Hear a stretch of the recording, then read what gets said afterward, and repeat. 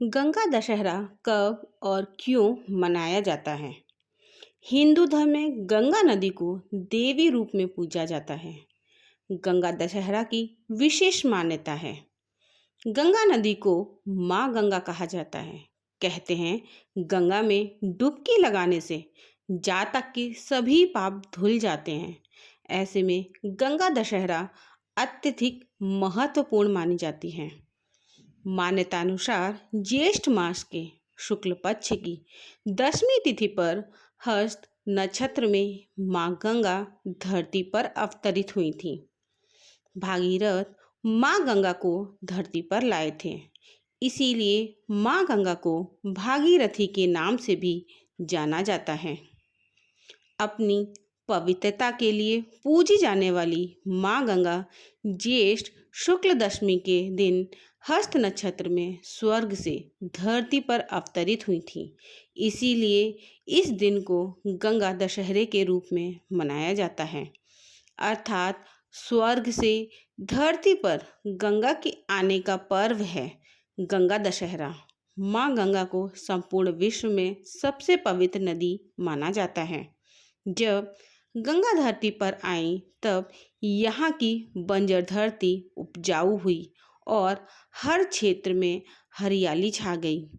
तभी से यह गंगा दशहरा पर्व मनाने की शुरुआत हुई। गंगा दशहरा पर माँ गंगा की पूरे मनोभाव से पूजा की जाती है और कहा जाता है कि माँ गंगा प्रसन्न होकर भक्तों को सुख समृद्धि का वरदान देती हैं। वराह पुराण के अनुसार माँ गंगे 10 पापों को नष्ट करती हैं। इसीलिए इसे दशहरा कहते हैं। 10 का अर्थ है 10 और हारा का अर्थ है नाश।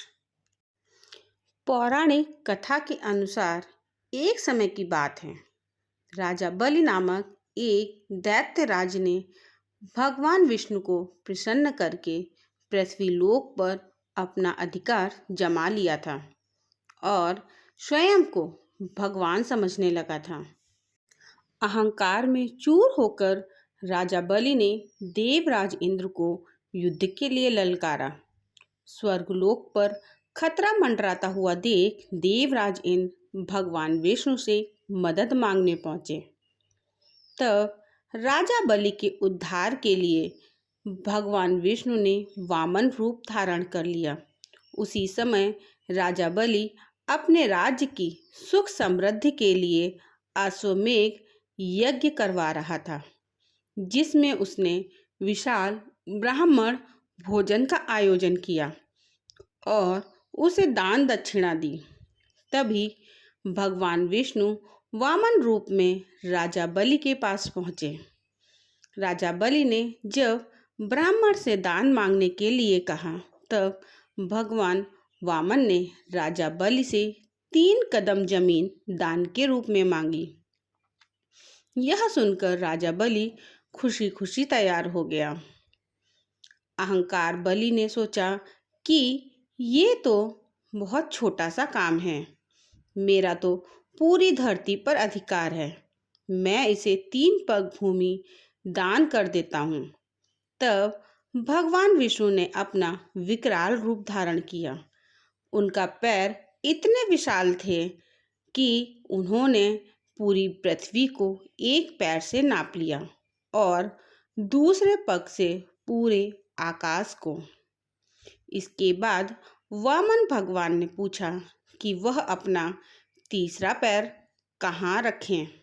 तब राजा बलि ने कहा कि मेरे पास देने के लिए और कुछ नहीं है और अपना शीश झुकाकर कहा कि वह अपना तीसरा पग उसके शरीर पर रख दें।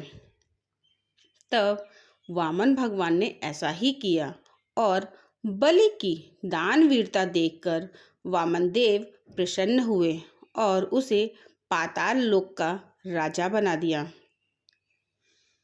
पौराणिक कथा के अनुसार जब भगवान विष्णु ने अपना दूसरा पैर आकाश की ओर उठाया था तब ब्रह्मा जी ने उनके पैर धोए थे और उस जल को कमंडल में भर लिया था। जल के तेज से ब्रह्मा जी के कमंडल में माँ गंगा का जन्म हुआ था।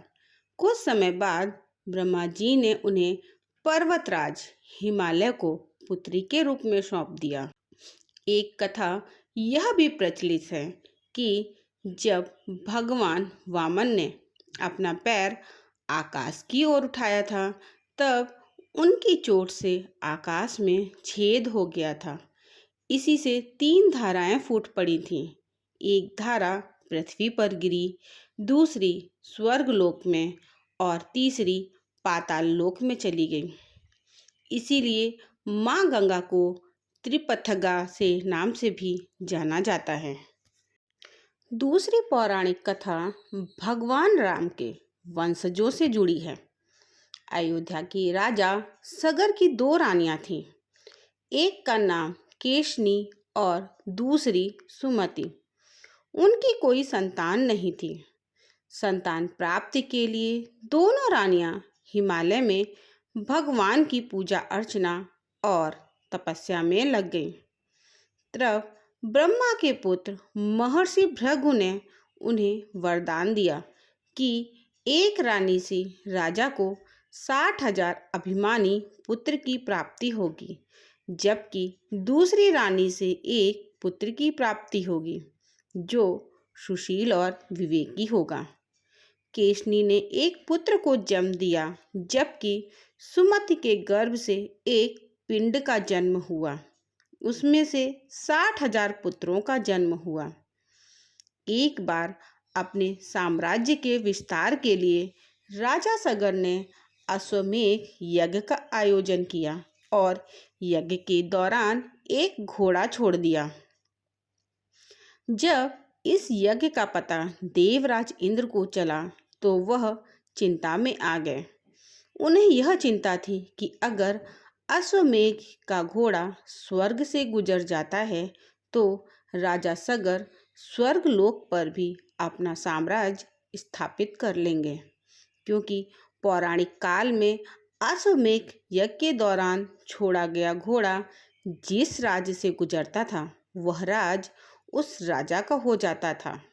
इसलिए स्वर्गलोक गंवाने के भय के कारण इंद्र ने अपना वेश बदलकर राजा सगर के घोड़े को चुपचाप कपिल मुनि के आश्रम में बांध दिया।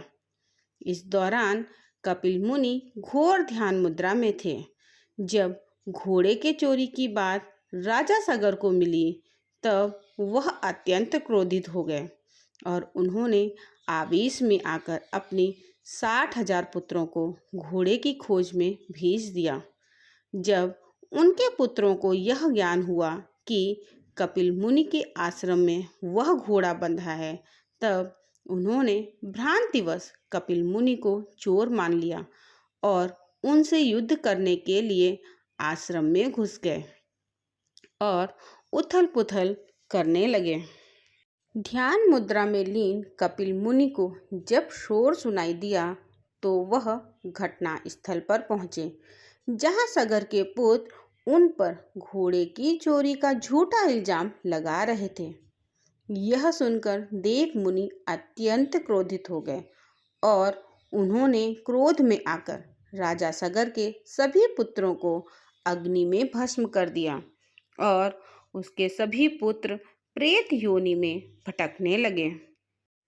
ऐसा इसलिए क्योंकि बिना अंतिम संस्कार किए राख में बदल जाने से पुत्रों को मुक्ति प्राप्त नहीं हो पा रही थी। इसके पश्चात महाराज सगर ने पुत्रों की आत्मा की शांति के लिए उपाय जाना और माँ गंगा को धरती पर लाने का प्रयास किया। माँ गंगा को धरती पर अवतरित करने के लिए महाराज सगर, अंशुमान और महाराजा दिलीप ने तपस्या की, लेकिन उन्हें सफलता प्राप्त नहीं हुई। महाराजा दिलीप का पुत्र भागीरथ था। भागीरथ ने सबसे पहले ब्रह्मा जी को प्रसन्न करने के लिए तप किया। जब ब्रह्मा जी प्रकट हुए तो उन्होंने वरदान मांगने के लिए कहा। भागीरथ ने वरदान मांगा कि मैं मेरे पूर्वज सगर के पुत्रों के उद्धार के लिए स्वर्ग से देव नदी गंगा को धरती पर लाना चाहता हूँ। गंगा के जल से मेरे पूर्वजों को मुक्ति मिलेगी, नया जीवन मिलेगा और मुझे भी एक पुत्र की प्राप्ति होगी। तब ब्रह्मा जी ने भागीरथ को ये वरदान दे दिया, लेकिन सावधान किया कि जब गंगा धरती पर उतरेगी तो उसके वेग को सहन करने और बांध देने के लिए किसी शक्ति की आवश्यकता होगी, अन्यथा गंगा की धारा धरती को भेदकर पाताल में चली जाएगी। गंगा की धारा को थामने की शक्ति सिर्फ शिव जी में है, इसलिए तुम शिव जी को भी प्रसन्न करो। तब ब्रह्मा जी के जाने के बाद भागीरथ ने शिव जी को प्रसन्न करने के लिए तप किया। भागीरथ ने पैर के अंगूठे पर खड़े होकर 1 वर्ष तक तपस्या की। शंकर जी ने प्रसन्न होकर गंगा को अपने मस्तक पर धारण किया। तब भागीरथ की तपस्या से शिव जी प्रसन्न हुए और उन्होंने भागीरथ को वरदान दिया कि जब गंगा स्वर्ग से उतरेंगी तो वे उसे अपनी जटाओं में स्थान देंगे।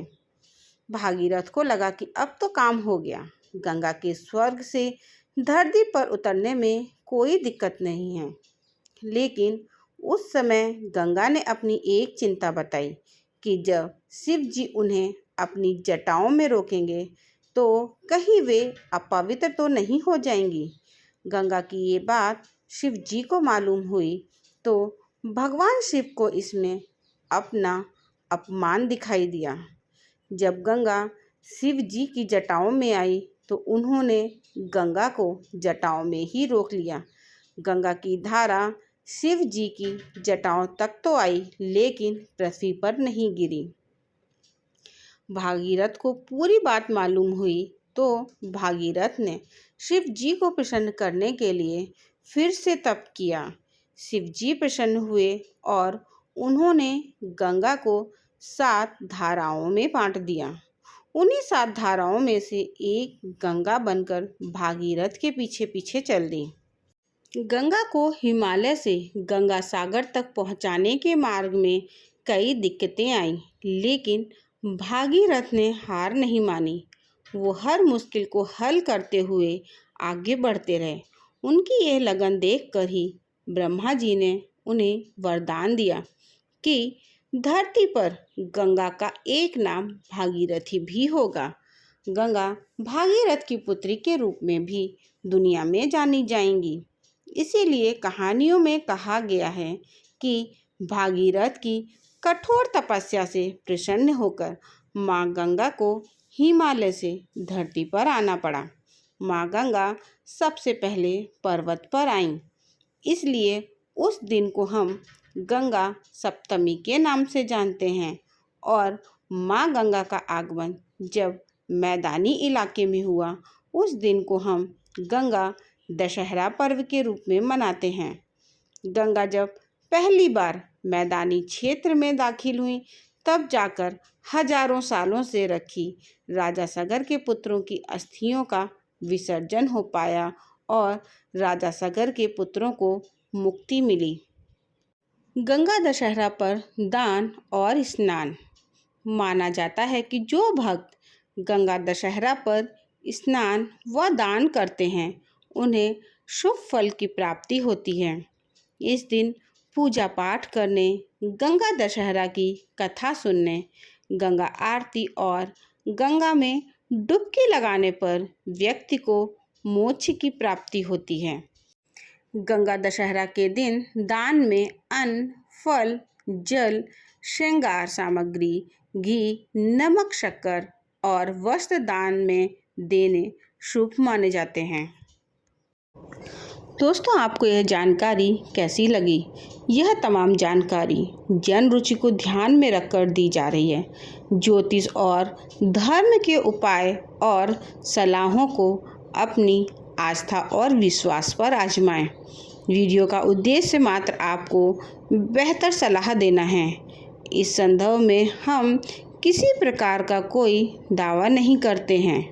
दोस्तों, वीडियो अच्छी लगी हो तो लाइक करें और अगर आप हमारे चैनल पर नए हैं तो चैनल को सब्सक्राइब ज़रूर करें। धन्यवाद।